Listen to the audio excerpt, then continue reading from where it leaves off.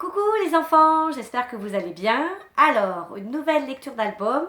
J'ai choisi Arsène et le potager magique. C'est le titre de cette histoire. Alors, Arsène, c'est lui, c'est ce petit personnage, c'est le lapin. Et le potager, je rappelle, le potager, c'est l'endroit du jardin où on plante toutes sortes de légumes. Et on va découvrir ce qu'il a de magique, ce fameux potager. Donc Arsène et le potager magique. Savez-vous qu'il existe un potager merveilleux? Il épouse les plus beaux légumes de la région.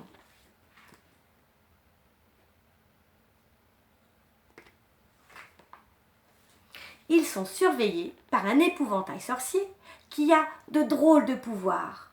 Ça bat poireau! Et d'un seul regard, un mulot devient un poireau. Sabartichaut! Et l'imprudent corbeau devient un artichaut.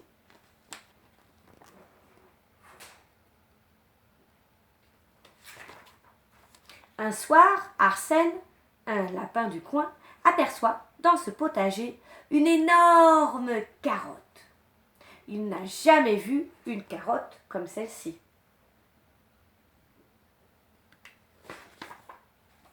Alors, silencieusement, il contourne l'épouvantail, arrache la carotte et détale vers son terrier. Que cette carotte est grande! Jamais il ne pourra la manger tout entière.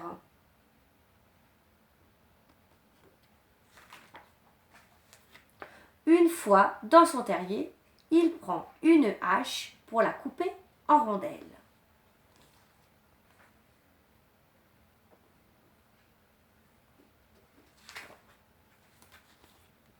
Pitié, ne me mange pas, hurle la carotte, terrorisée. Ah bon? Et pourquoi donc je ne te mangerai pas? Demande Arsène. Parce que je ne suis pas une carotte.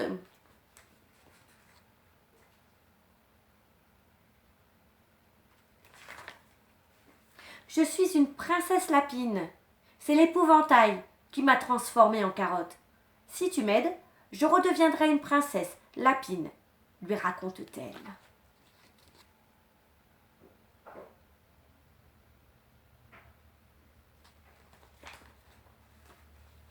Arsène est très tenté.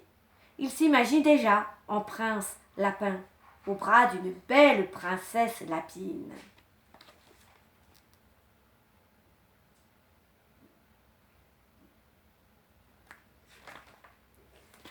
Mais que dois-je faire pour ça? Lui demande Arsène.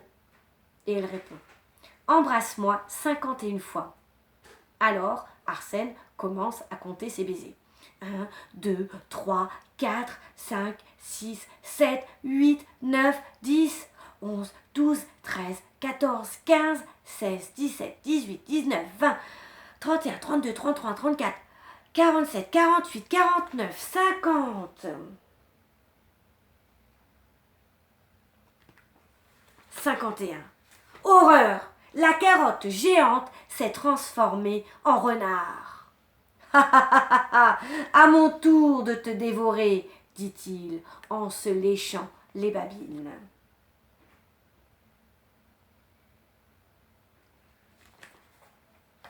Arsène bondit. Il saute, il court, il sort de son terrier. Au secours, à moi! Crie-t-il, le renard à ses trousses. Mais il crie si fort qu'il réveille l'épouvantail sorcier.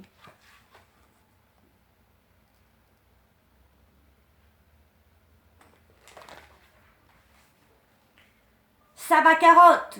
Crie celui-ci en le foudroyant du regard. Voilà Arsène transformé en carotte géante.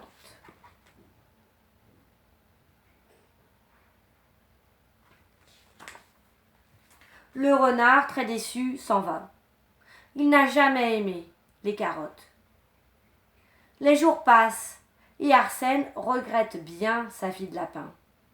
Il ne craint plus les renards, certes, mais il s'ennuie, il s'ennuie, il s'ennuie, il s'ennuie beaucoup.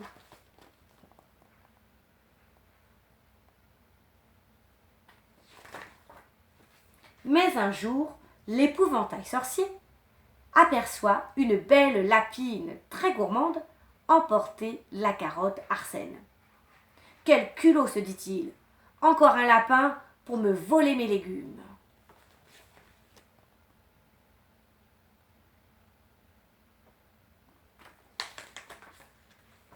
Alors, en éclatant de rire, d'un grand « sabbat carotte !»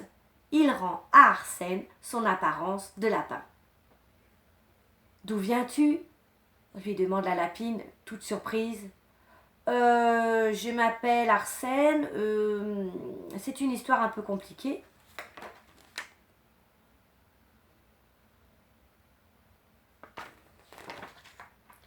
Moi, c'est Agathe, lui dit-elle.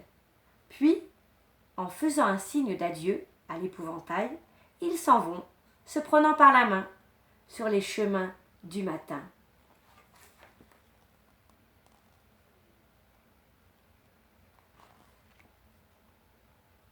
Et voilà pour la petite histoire d'Arsène et le potager magique.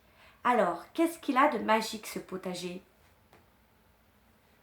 Oui, très bien, il y a un épouvantail qui a de drôles de pouvoirs. Alors, qu'est-ce qu'il a comme pouvoir, cet épouvantail ? Vous vous souvenez ? Très bien, il transforme tout ce qui passe par son potager en légumes. Alors, quand Arsène, notre petit lapin, il découvre une carotte, est-ce que c'est réellement une carotte ? Non, c'est d'ailleurs pour ça qu'elle est tellement grande. En réalité, qui est-ce ? Oui, c'est un renard. Un très rusé renard qui a bien envie de manger Arsène. Que se passe-t-il quand il s'enfuit ? Bien, il réveille l'épouvantail. Et qui se retrouve donc transformé en carotte géante ? Bien, c'est notre ami Arsène. Mais est-ce que cette histoire se termine bien finalement ? Oui, que se passe-t-il à la fin de l'histoire ? L'épouvantail, il décide de redonner à Arsène sa forme de lapin. Et donc, Arsène et sa nouvelle amie lapine qui s'appelle Agathe s'en vont tous les deux, main dans la main. Parfait.